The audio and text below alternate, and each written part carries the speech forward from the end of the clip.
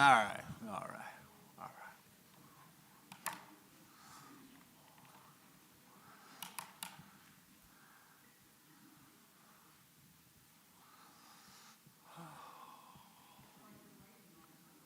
My mom just sat down, yeah. Yeah.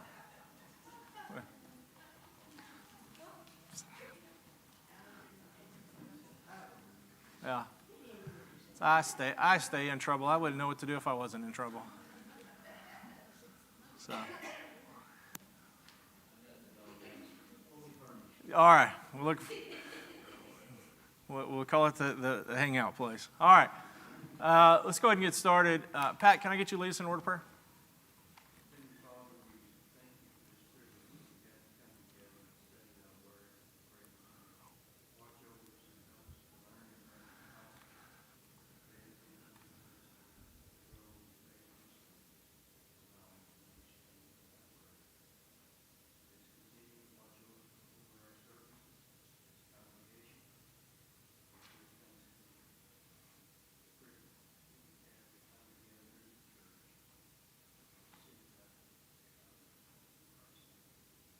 Amen. Okay. We're going to be in Isaiah chapter 3 this morning, continuing through. And as we've already seen, there has been both a message of it should be worrisome to those in Israel, condemnation, some of the things that were going on in a broad sense, and also he has left them with a little bit of hope too. That even though things are the way they are, that God had not abandoned them, and that eventually this would give way to something much more positive, which we also noted is a hint towards the church and the ultimate victory that we have in Jesus. So, again, it is interesting that God always seems to promise in these moments not only immediate relief, but also future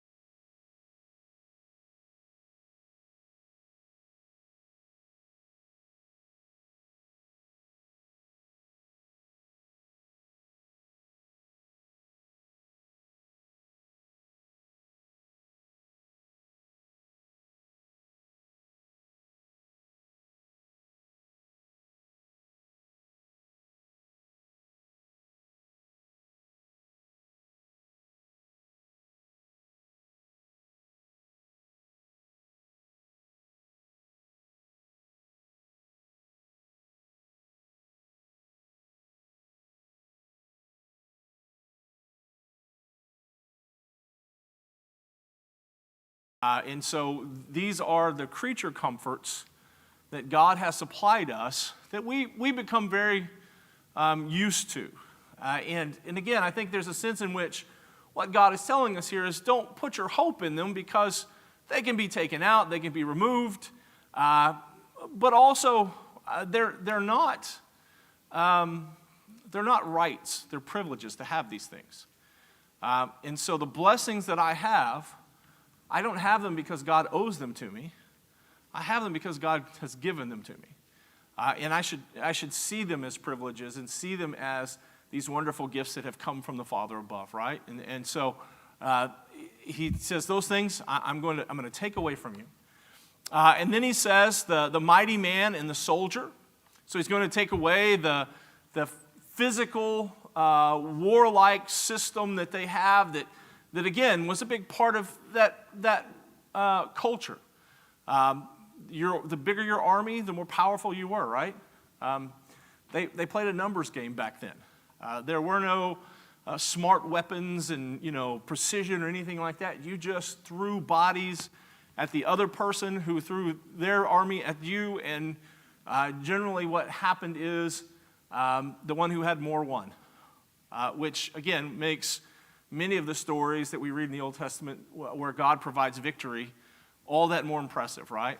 So Gideon and going out there with just a handful of people, and that's an impressive thing. And God is making the point that it's not your military might, it's not your men who are winning this war, it's me working through them that's doing it. And so he says, I'm just going to take those away from you. I'm going to take that mechanism that you use to protect yourself, that you use to control your territory, a nation without an army, without men to fight. Back then, they were vulnerable, and they would be overrun and taken advantage of easily, right? And so he says, I'm taking those things away from you. And then he says, I'm going to take the judge away from you. What do we think of when we think of judge? What's the other word that usually goes with that? Starts with a J too. I'm not trying to trick you guys. It's justice. There you go. I'm going to take away your justice. I'm going to take away that system that, and what we find in looking at their history is what? Why would those judges be gone? Were they good judges? No, their justice system had been perverted. It was not helping the people it was supposed to help. It was not doing what it was designed to do, and so God says, I'm going to take that from you too. This system that you've abused, and you've used it to hurt those who are smaller, I'm going to remove it from you, that thing that you depended upon. And so he says a prophet, which again, we remember prophets, their primary goal was simply to speak for God, right? Again, I think that is something that in their day they would be terrified of, or should have been. When you think about it, prophets were the connection between God and them. He's the one that gave the message, right? That's what Isaiah is doing here. Isaiah is being a prophet. He's giving them the message. This is what God wants you to know. Well, when that happens and it's taken away, now what are you lacking? You're lacking that connection with God, right? You don't know what God wants.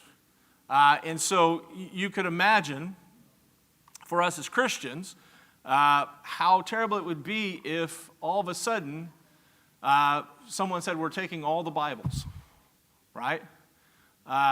You're not going to have the ability to open up your Bible and to read God's will. And as Christians, that should scare us. That the very thought of not having that connection with God, not having that communication with Him. So he says, I'm taking that away from you. But then he also says, I'm taking the diviner. Or if you have the King James, it says the prudent. Which is the other side of that. If prophets spoke for God, what did the diviners do? They spoke the false things, right? They were the ones who gave the messages that weren't connected with God, that were a perversion of that thought. Those were the people who depended upon mysticism and things like that instead of depending upon God. God said, not only am I going to take my word away from you, I'm going to take their message away from you. And so what he leaves them then is a people who have no moral or divine goal or mark to aim for, when you really think about it. both on the side of truth and the side of error. This is now going to be a people who are, for lack of a better term, they're drifting. They're moving around in such a way that they've got nothing to focus upon, right?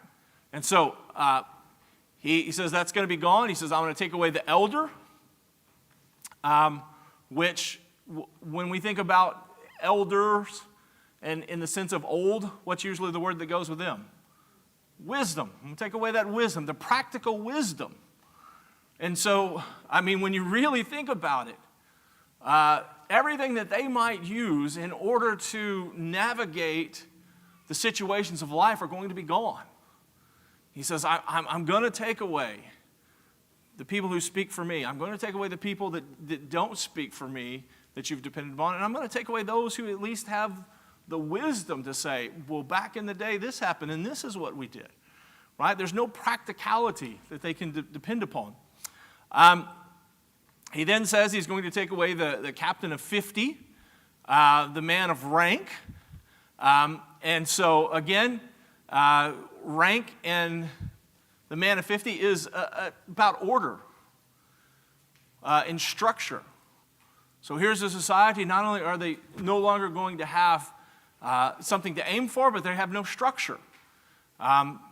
So just, imagine, again, we live in a political world that has structure to it, right? We have a local government, we have a county and state government, we have a national government.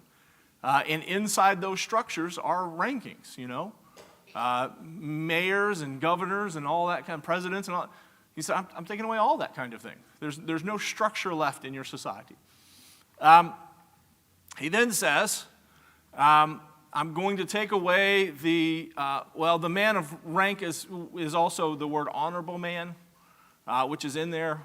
So those who are, who are trying to do what they can do.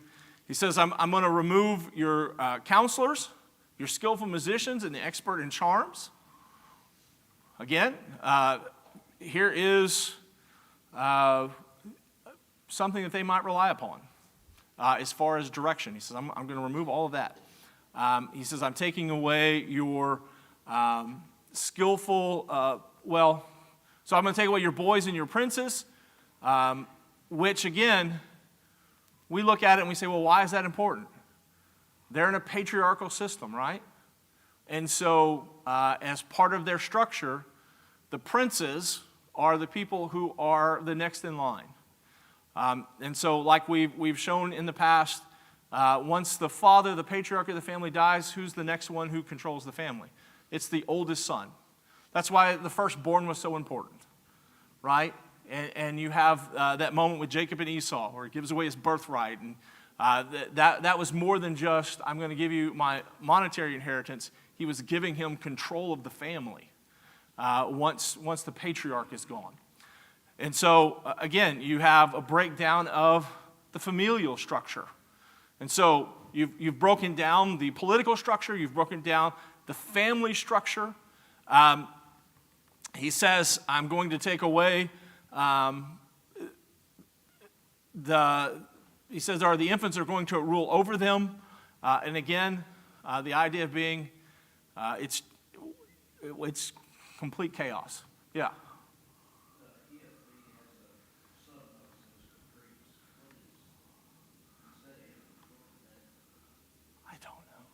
Google it, man. Write it down. We'll talk about it later. Yeah. Yeah. You and your fancy words over there. Okay. I don't know. That's a good question. I'll have to look up what that means. What is a caprice?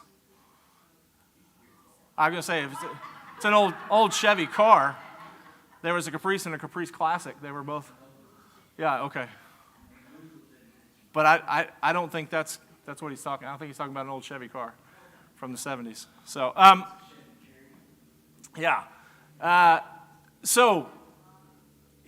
what he's talking about here is when infants rule, it would be madness, right? So I'm going to make Avery nervous because I'm going to mention her here. She found this video online where supposedly the concept was that the parents took one single day and they never said the word no. And so whatever the kid wanted to do, they did it. Whatever the kid wanted to buy, they want, And she said, can we do that? And I said, absolutely not, right? There's no way that's going to happen. And so, again, you could imagine if you were at the whims of a child all day and they were ruling and leading, that would be chaos, right? Yes, ma'am, you were going to say something?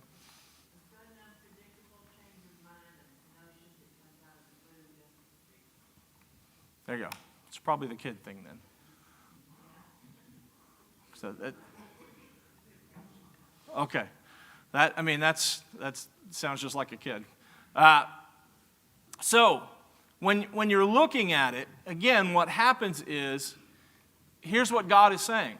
I'm going to take away everything that gives you any bit of security.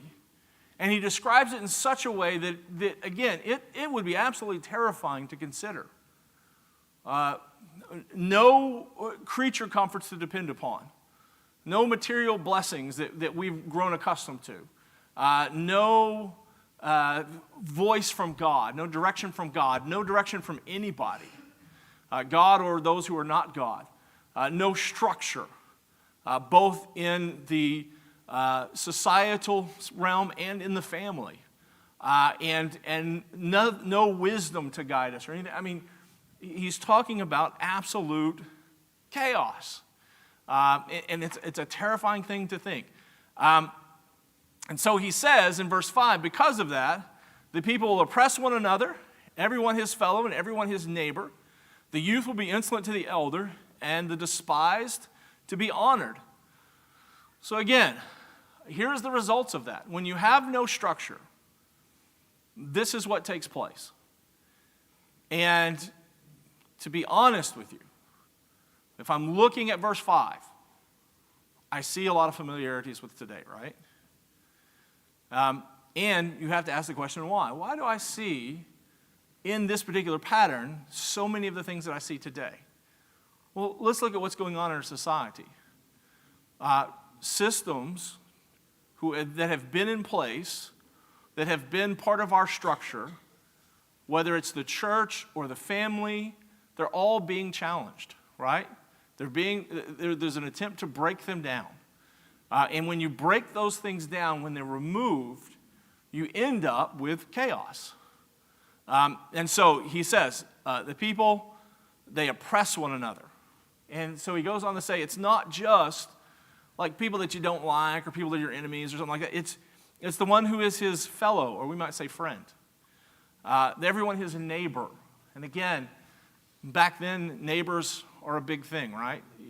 Even you go out, even today, you go out into the country or something, and neighbors are important. They help one another out and things like that. And so the people who normally, who would have a closeness, they're going to oppress one another.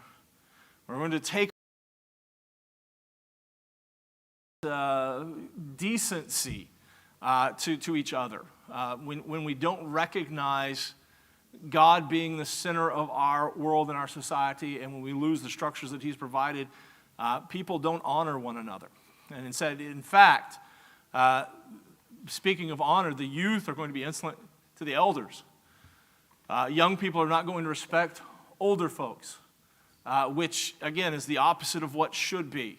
They should be looking at older folks and saying, here are the people who have done it. They've blazed the trail. They've set up these things. They've made these decisions, and they have provided for us this opportunity that we can build upon and to respect that. And so they won't have that. And he says the despised are going to be honorable. Not only are those who are young going to be insolent towards those who are old, it's going to be so bad that those who really should not receive honor are going to be honored.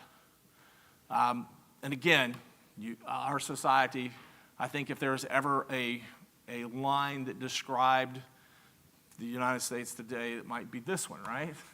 You look at what we consider celebrities and important people and people that we know, and they're not good people. They're not godly people, right? And so, that's, again, it's when you're looking at it, it is an absolutely devastating result that comes from breaking down all of these structures that have held man together and have given him hope and have given him direction and all that. And so he says, you're going to experience that because of what you've done to the society and what I'm going to take away. Okay, anybody got anything they want to add before we get to verse 8? Or, no, I guess we're going to go to 6 through 8. Sorry.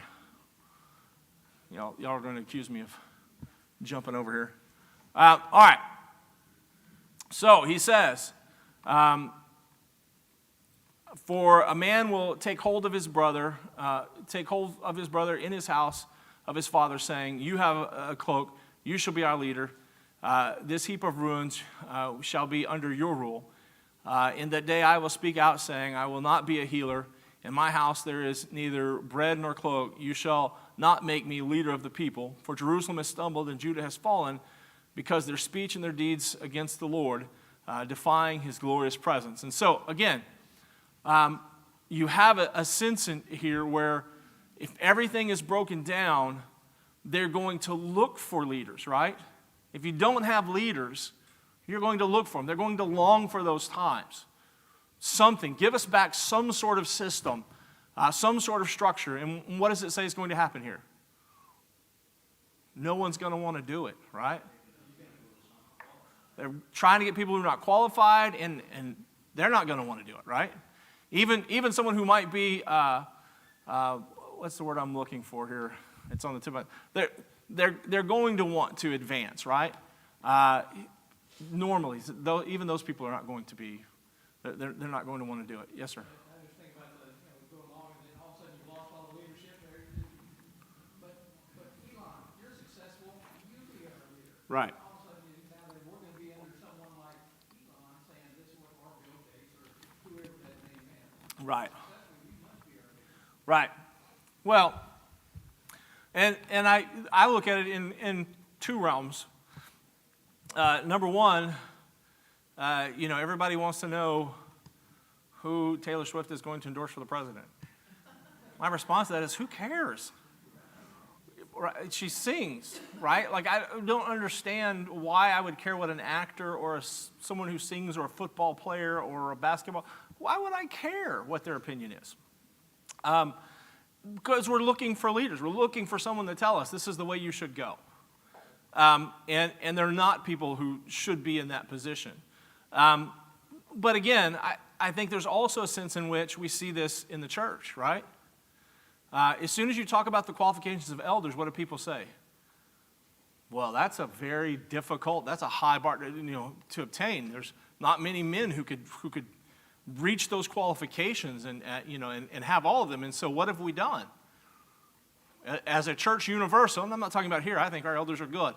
But as a church universal, what you have seen is we've put men who are good businessmen in a spot of an elder.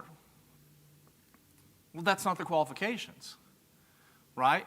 Or someone who has been there a long time. Well, that's not the qualifications, right? And so you have that taking place, and he says it's going to get so bad that even those people aren't going to want to be a part of that. They're not going to want to lead.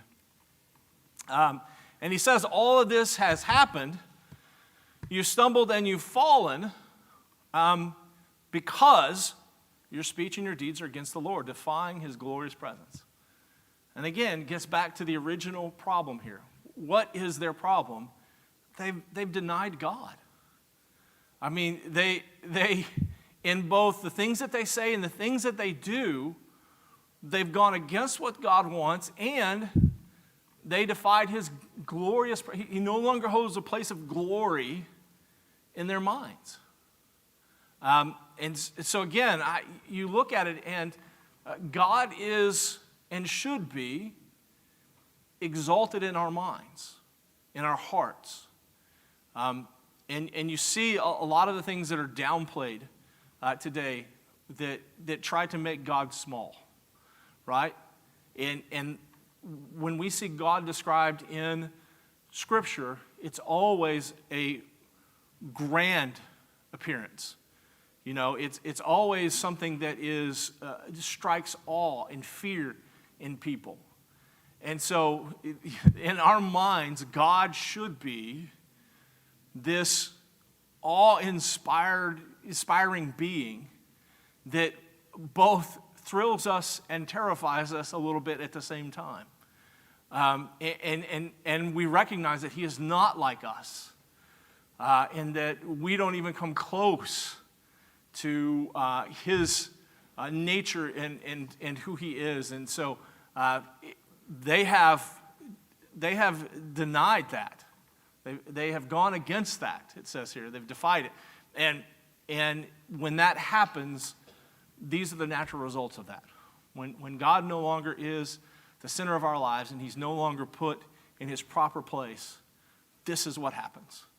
And so this is why Judah and Jerusalem are in the situation they're in, because they have denied and defied the glorious presence of God in their lives. Okay. Anybody got anything they want to add to that? I just think about things that are going on today, the same that's going with God over and over and over. The deal with someone is you don't know what you got till it's gone, right? No. All of a sudden you've got paradise, everything's going great, just like Israel had, and all of a sudden here comes somebody and lays a parking lot right on top of paradise, right? Right. And that's what they're doing. They've got all these riches and all these things that's on top of what God has given us in paradise. Right. And what are you going to do? Now you're going to realize what I'm doing, what you're missing now. You're going to figure it out here pretty quick when you don't have bread on your table. You Right. don't have to leave it for the Right. And it goes back, I think, to Romans, where they worship the natural results of God in your life instead of God himself, who has given those things. They want to worship the creature rather than the creator, the created rather than the creator. Yes, sir.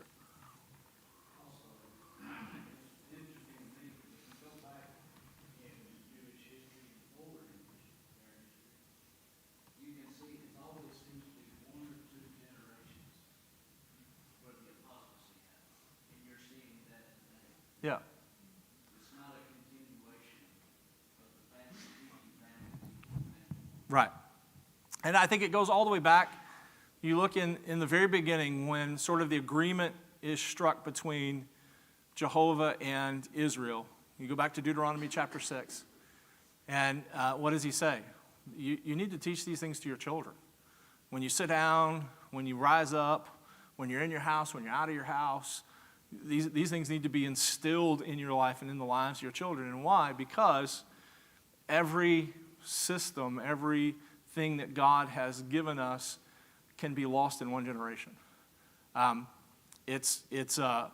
Again, to have a generation that knows not the Lord is a frightening thing, right? And so when that happens, here you find yourself in these positions.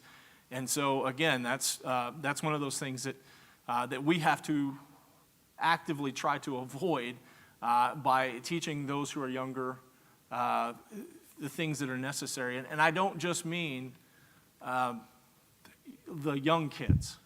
I'm not just talking about the youth group. I'm talking about older Christians teaching younger Christians these things, right?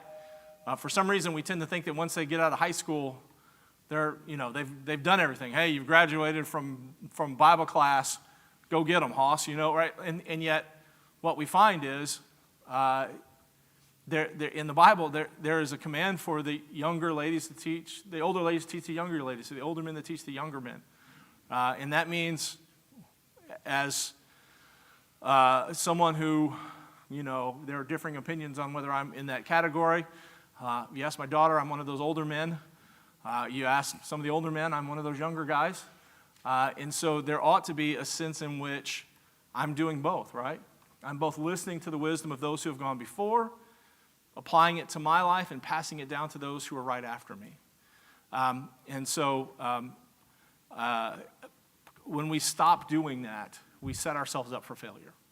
And it doesn't take long. It just takes one generation to really damage and hurt what has been built before. Okay, what else? Anybody got anything else? Jeroboam took over after Solomon. He wouldn't listen to the wise elders. He listened to his peers, who were obviously preacher's children, and became a tyrant with Rehoboam. Yeah. And that didn't go well. Right.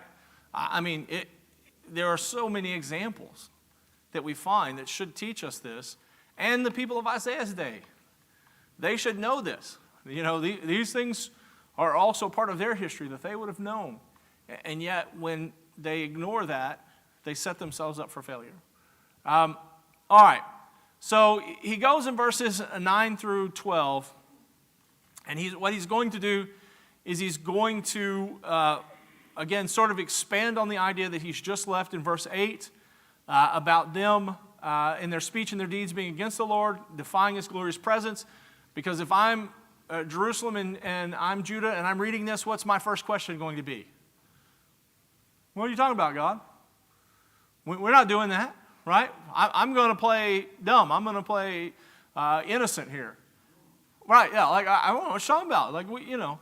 And so what God does is he makes his case for them again. He says in verse 9, "For look on their faces, witness against them. They proclaim their sin like Sodom. They do not hide it. Woe to them." So again, what's the first thing that he points out here? Their attitude towards sin is what? Yeah, it's not just lax. They just put it out in the open and it's fine, right? They're so comfortable with it. And I go back to Psalm chapter 1 in verse 1.